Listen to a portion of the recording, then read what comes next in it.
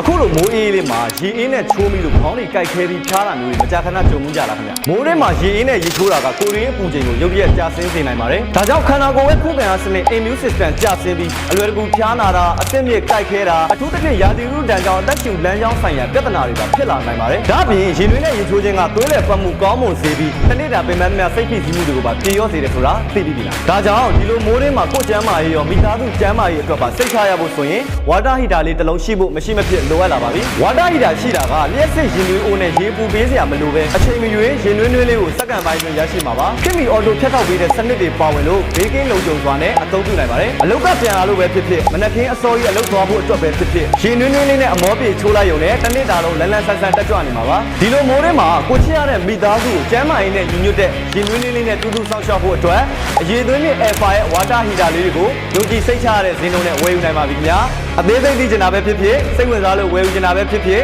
နီးစပ်ရာ Alpha Electronic ရောင်းကိုယ်စားလှယ်ဆိုင်ကြီးတွေနဲ့စိုင်းငိမ်ကမုံဝင်တတိယထပ်က Alpha Store ကန်တော်လေးကမုံဝင်ဒုတိယထပ်က Alpha Store မြောက်ကလာ6ခွေမှတ်တိုင်ကြီးရ Alpha Store တာကေဒဒေါပုံမြို့နယ်ရ Alpha Store ကဘာကြီးပြားလမ်းမပေါ် The Central Boulevard မှာဖွင့်လှစ်ထားတဲ့ Alpha Electronic Showroom ကြီးနဲ့ Alpha Electronic Facebook Page တို့မှာဆက်သွယ်စုံစမ်းဝယ်ယူနိုင်ပါတယ်ခင်ဗျာအဆုံးထိကြည့်ရှုရတဲ့အတွက်ကျေးဇူးအများကြီးတင်ရှိပါတယ်ကျွန်တော်တို့ကိုဖုန်းမှာနောက်ဗီဒီယိုမှာပြန်ဆုံပါမယ်